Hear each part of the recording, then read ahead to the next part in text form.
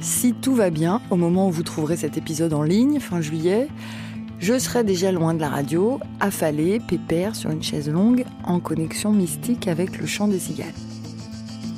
Mais avant de partir, j'ai pris le temps de concocter un petit numéro spécial pour les vacances, léger, un peu comme les suppléments qu'on trouve glissés en bonus dans les magazines l'été. Une espèce de mini-rétrospective avec certains des intervenants que j'ai enregistrés cette année et que j'avais envie de retrouver pour qu'ils nous donnent un conseil, une idée, des pistes de réflexion ou d'activités à pratiquer. Quelque chose que l'on puisse expérimenter ou laisser tranquillement infuser en nous avant de redémarrer la vie normale à la rentrée. Alors dites-moi, qu'est-ce qu'on fait? Est-ce qu'on peut aller plus fort? Vivons heureux avant la fin du monde. On est mal. Un podcast anti-crise pour nous aider à repenser nos modes de vie. En ligne chaque mois, si on y arrive. Une proposition de Delphine Saltel, réalisée par Arnaud Forest et produite par Arte Radio.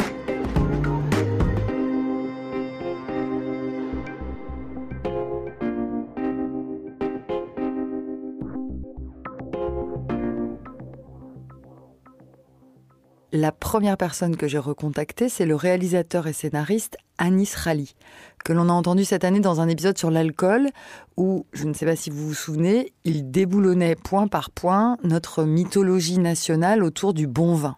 Chaque moment, chaque événement, chaque type de soirée a son lot d'alcool particulier, et du coup, c'est comme ça qu'il faut consommer la soirée.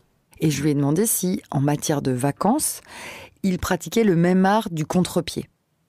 Un réflexe que j'ai toujours eu et qui m'a toujours fait du bien, et je me rends compte qu'en fait, c'est pas la logique des gens, c'est de faire des activités seul. La notion de vacances, elle va pas avec le fait d'être seul. C'est pas du tout encouragé. Le mot solitude, il est accompagné de moqueries. C'est pas très hype.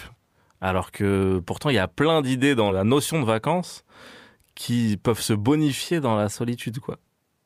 Après, je pense que c'est possible parce que je suis fils unique. Donc, quand t'es fils unique en plus en banlieue et que t'es rebeu, t'es une anomalie, quoi. Ça veut dire que, du coup, j'ai toujours questionné le fait d'être tout seul. En mode, mais quand c'est que je suis tout seul, tout le monde a v'là les frères et tout. Et en fait, j'ai trouvé ça précieux, moi. Ça m'a donné de la créativité, ça m'a fait inventer des trucs. Je me rappelle que moi, l'une des premières fois que je vais en vacances, que aussi ma mère, elle m'a eu très jeune. Du coup, elle s'est fait des vacances de jeune, quoi, mais j'avais 10 ans, moi. Donc je pense qu'elle avait peut-être 27, un truc comme ça. Elle part en Turquie avec ses potes, et je suis là, moi. Et du coup, elle faisait sa vie, elle était avec ses potes, et moi, j'étais à la plage tout seul, genre, de 9h à 17h. Et du coup, je me souviens, j'ai inventé un sport. Et j'étais là en mode, ok, c'est un sport dans l'eau et tout, il faudrait qu'il y ait ça comme règle. Et tu sais, je le pratiquais tout seul. Donc ça, c'est la loose, ça. Ça, aux yeux des êtres humains, c'est ridicule. J'ai passé des bêtes de vacances. J'allais dormir et je me disais, putain, j'ai hâte d'être demain pour pouvoir rebosser sur le sport. C'était un jeu, je sais pas, une sorte de water polo, tu vois. Ça existait déjà. Mais c'était un jeu avec un ballon, avec des gens dans l'eau, avec des cages. En fait, je pense que j'ai juste refait le foot. J'ai pas inventé un truc qui était viable, mais ça m'a hyper distrait. Enfin, le sport, c'est un terreau. Il y a tellement d'idées, les records, les mecs nuls, la défaite, la victoire. Ça m'a rempli une semaine de vacances.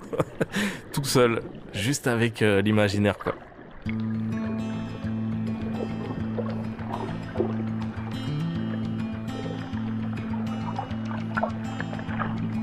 Moi, je trouve que le vrai truc à essayer, c'est les vacances solo, quoi. Et il y a beaucoup de gens qui ont envie de le faire. Il y a beaucoup de gens qui me disent, moi, un jour, j'aimerais trop le faire. Mais fais-le, quoi. Moi, ce que j'ai débloqué, là, depuis 7-8 ans, c'est de partir en vacances avec mes potes et de rester plus longtemps après. J'ai l'impression que j'ai trouvé la solution incroyable. Donc, vous partez 3-4 jours, je sais pas où, à Amsterdam, en pote, et vous restez 3-4 jours après tout seul à Amsterdam. Et ça débloque tout, quoi. Parce que quand t'es avec tes potes, mais tu les kiffes, quoi. Ça veut dire quand tu leur dis, vous êtes pas chaud, on va là, ils disent non, t'es heureux. Alors normalement, t'es en mode, non, je voulais qu'on aille là-bas, personne m'écoute. Et là, tu te dis, mais c'est pas grave, j'irai tout seul, quoi. Souvent, les gens, en fait, comme t'emmagasines peut-être des frustrations, le fait de faire des concessions sans t'en rendre compte, les voyages, c'est hyper stressant, s'organiser, le temps que tu prends, il y a une pression énorme sur la notion de vacances parce que tu te dis, j'en aurais plus avant longtemps. Tous ces trucs hyper négatifs qu'on porte et tout, cette charge mentale des vacances qui est dingue. Et souvent, quand les gens me disent, moi j'ai envie de voyager seul et un jour, je ferai le truc ultime tout seul. Et déjà, je pense que c'est une fausse piste, quoi. Parce que c'est justement là où c'est compliqué à faire. Je veux faire les 8 îles les plus rares de Thaïlande. Des fois, j'entends ça, je dis, mais là, c'est trop compliqué pour ton premier voyage tout seul. Moi, bon, j'ai toujours à faire de la promo pour mon pays, je suis trop chauvin. Mais en France, il y a des trucs de ouf, quoi. Aller en France pour voir, juste 2 jours. Déjà, être dans un hôtel, c'est quand même incroyable. On oublie ce concept. Genre, être dans un hôtel. Et pareil, t'as ton déguisement là de touriste. Donc t'as le droit d'être tout seul. T'as le droit en fait. Y a personne qui va dire mais qu'est-ce que vous foutez là tout seul?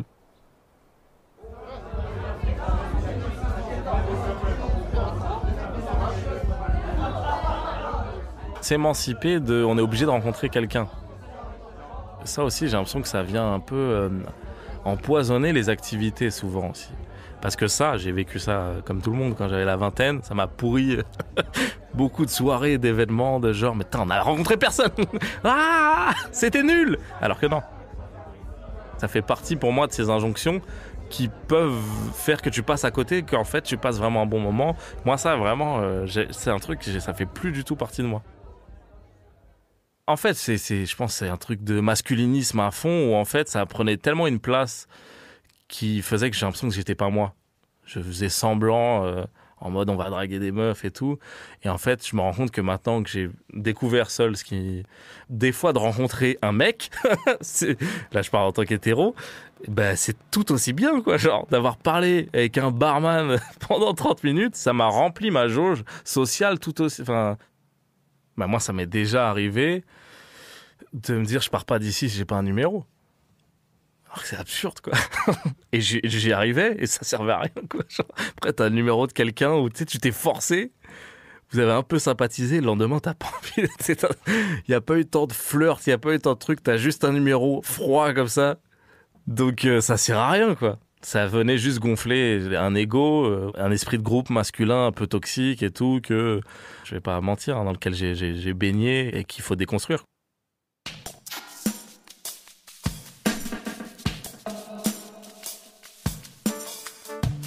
L'autre intervenante que je voulais retrouver, c'est la pétillante linguiste Julie Neveu. Je l'avais enregistrée pour l'épisode sur le langage de l'amour. Ça date de 2023. Dans le langage se logent un peu partout des résidus de fantasmes, de monogamie, d'unicité, d'éternité. Julie Neveu est autrice de livres passionnants sur la linguistique. Elle est maîtresse de conférences à la Sorbonne, agrégée d'anglais. Et j'aime beaucoup l'humour avec lequel elle arrive à clarifier les choses très compliquées qui se jouent sans que l'on en ait conscience dans notre langage de tous les jours. Et je me suis dit que j'allais profiter de cet été pour essayer de rééquilibrer l'espace intime et l'espace extime du langage. En fait, l'extimité, c'est une notion qui est utilisée aujourd'hui pour décrire ce qu'on fait quand on parle de soi sur les réseaux sociaux. Une forme de façonnement de notre identité numérique qui recherche la validation de soi par le regard des autres. Et donc c'est sûr que je trouve que ces derniers mois, j'ai passé un peu trop de temps du côté du langage extime. J'ai été très attentive à ce qui se disait, j'ai beaucoup dit je, à essayer de formuler notamment des opinions, des jugements, de faire de l'humour, des mots sur des moments ou des situations, notamment politiques dans les derniers mois. Alors qu'au fond, si je m'écoutais, moi, dans le silence de la nuance et de l'incertitude, la plupart du temps, je ne suis pas sûre, je ne sais pas. Et c'est mon état plus naturel, ça, de douter, en fait. Et je me suis dit que j'en avais marre et que j'avais très envie de retourner de m'intéresser un peu plus au langage intime. Le langage intime, c'est quoi ? En fait, on a tous ce qu'on peut appeler des voix intérieures. des mots qui nous traversent, des images, un cheminement. Et cette voix intérieure a été appelée endophasie. Phasie du grec pour dire la parole, parler, un discours, et endo, un intérieur aussi. Et en fait, ce qui est intéressant, c'est qu'on s'aperçoit que dans ce langage tel que le décrivent les chercheuses Hélène Löwenbrück et Stéphanie Smadja, donc elles ont repris d'autres études, il y a beaucoup de gens qui travaillent là-dessus, des psychologues, des neurologues, des neurolinguistes. Donc les chercheurs et chercheuses qui travaillent là-dessus s'aperçoivent que, en général, il y a quelques caractéristiques de l'endophasie. Il y a ce qui s'appelle le vagabondage verbal. Et donc, c'est des mots qui viennent, évidemment, ça inspire plus des poètes, j'imagine qu'ils ont plus souvent ça. Et les mots peuvent être attirés les uns par les autres, mais du point de vue non pas du sens, mais du son. Vous voyez, donc vous pensez Delphine et vous pensez fine, vous pensez Saltel et vous pensez sauterelle, je sais pas. C'est-à-dire que des mots vont venir bousculer, rebondir sur d'autres. Et c'est assez ludique aussi, et ça donne des petits moments un peu de suspension, de poésie. Et donc, ce que j'aime, moi, ce qui m'intéresse, c'est qu'à ces moments-là, on est très loin d'un jeu qui est en maîtrise de sa parole et surtout qui juge les autres, qui comprend les situations, qui pose un verdict, une conclusion sur les situations, qui dit c'est bien, c'est mal. Et c'est vrai que ça, j'ai l'impression d'être un peu, de me pousser un peu vers ce type d'attitude, et ça me ressemble pas.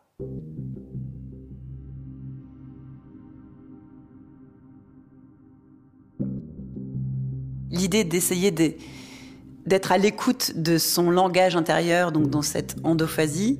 Et en fait, ce qui est intéressant, c'est qu'on s'aperçoit que si on est à l'écoute de soi, mais qu'est-ce que c'est que soi ? C'est ça la question, en fait. Et il y a plein de psychologues, de philosophes, etc., qui, depuis le 19e et le 20e, ont mis en doute la notion de soi. Qu'est-ce que c'est soi ? Je trouve qu'à force de dire je, ceci, cela, je pense ceci, cela, on crée une fiction très solide qu'on aurait un soi qui serait cohérent. Dans le langage, dans nos têtes, il n'y a pas qu'un jeu. On se parle à soi, on se dit tu aussi. Ça va, t'es conne, arrête, fais pas ça, ou mais tu vas y arriver, on s'encourage, ou alors on se déprécie, ou alors tout simplement on peut même se dire il ou elle en parlant de soi. Elle est en train de parler à Delphine. Vous voyez, en fait, il y a toutes sortes de possibilités. Et cette façon de dialoguer, d'être traversé de mots, d'idées, c'est beaucoup plus doux, c'est avant le jugement.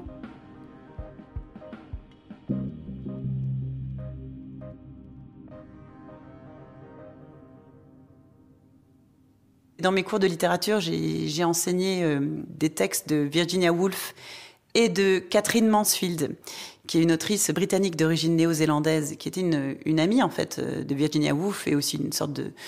Enfin, elles étaient dans une émulation littéraire, artistique, toutes les deux avec une grande liberté de pensée, de comportement, toutes les deux bisexuelles, à une époque où c'était quand même encore assez rare. Et toutes les deux, dans leurs lettres, dans leurs essais, elles disent, moi ce qui m'intéresse, c'est pas d'écrire, juger, c'est avoir dans ma vie des moments d'être. En fait, Virginia Woolf, son expression, c'est « moments of being », des instants de vie plus intenses. Et pour elle, ces moments de vie qui sont précieux, qui arrivent notamment l'été, qui arrivent notamment près de la plage, près de la mer, c'est des moments d'expérience sensorielle où on sort du jeu. Et le paradoxe, c'est que pour sortir de soi, il faut s'abandonner à une sorte d'expérience sensorielle, à cette sorte de vagabondage mental. Words, English words, are full of echoes, memories, associations. They've been out and about, on people's lips, in their houses, in the streets, in the fields, for so many centuries. And that is one of the chief difficulties in writing today. They're stored with other meanings, with other memories, and they have contracted so many famous marriages in the past. Quand l'esprit est fou, traversé par la pensée du passé, du présent, les paroles d'un autre, un poème, et donc il y a des flux de conscience qui nous traversent, et donc Virginia Woolf, elle l'utilise dans le même paragraphe. Donc tout ça, c'est dans un essai qui s'appelle « Esquisse du passé ». Et là, je vis, elle dit, une forme d'extase, ecstasy. Et l'extase, en fait, ça veut dire, du grec, ex, sortir, stase de soi. Enfin, c'est à l'extérieur de soi. Donc en fait, moi, ce que j'aimerais bien faire cet été, c'est une petite microscopique extase sortie de soi en ne jugeant pas, ne donnant pas d'avis, d'opinion et d'interprétation du monde. C'est une forme de repos de l'âme.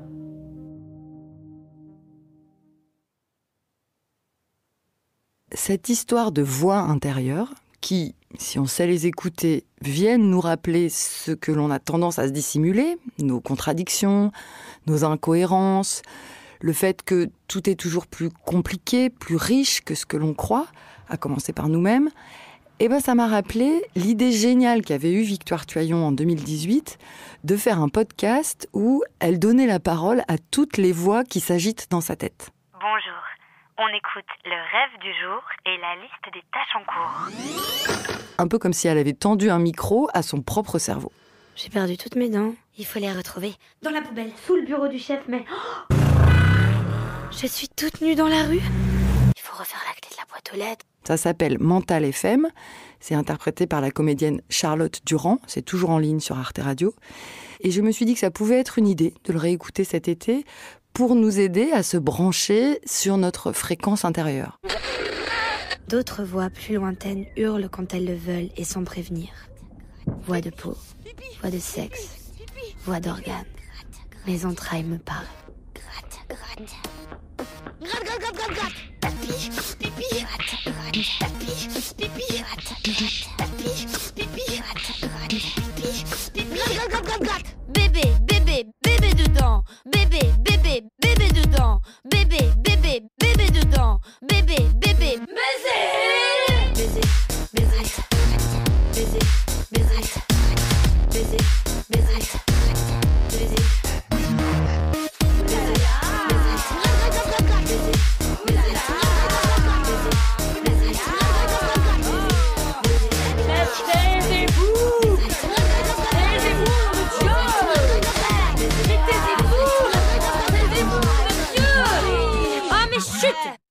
Ça suffit maintenant!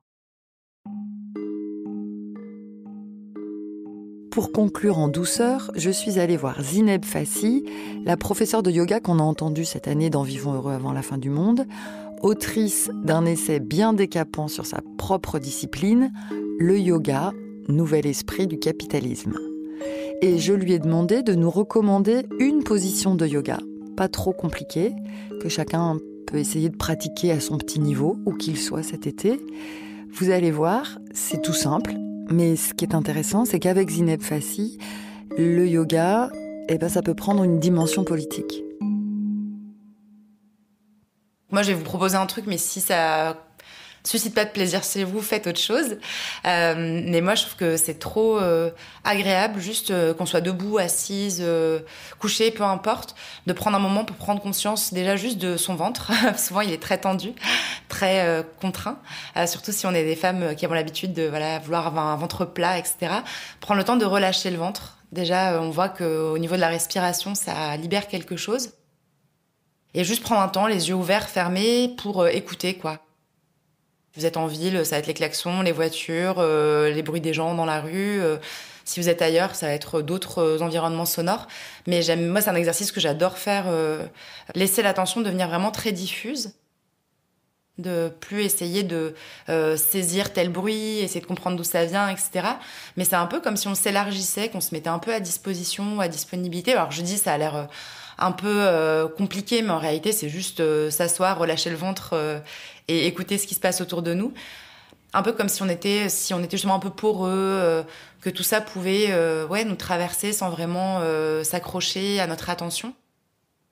Moi, quand je pratique ça, mais je sais pas si c'est ce que reçoivent les gens, j'ai vraiment l'impression d'être assise là, très présente là où je suis, et en même temps un peu un élément du décor, quoi. En fait, c'est ça qui est fou, c'est que c'est pas grand-chose. En gros, moi, là, j'ai utilisé des jolis mots, mais ce que je propose, c'est de s'asseoir, de relâcher le ventre et de glander, quoi, globalement, de rien faire.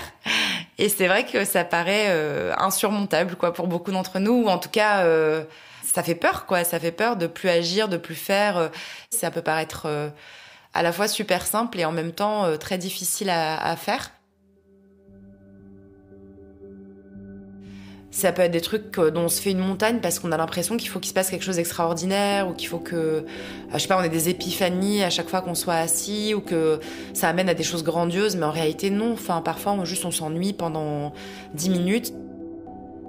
Et voilà. Mais pour moi, c'est vraiment des bulles un peu où on se met en retrait d'un certain mode de fonctionnement. De surstimulation, des normes dominantes, quelque chose qui est de l'ordre de je me mets en marge momentanément de ce qui est exigé de moi.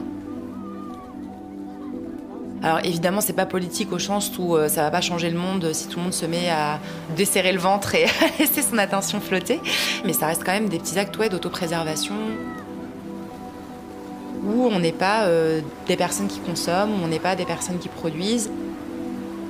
C'est vrai que, oui, dans ces cas-là, fermer les yeux, c'est quelque chose pour moi qui est assez radical, quoi, qui exprime effectivement un refus,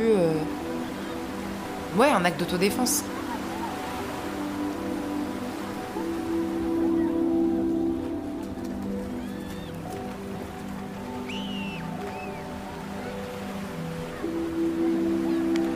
Voilà.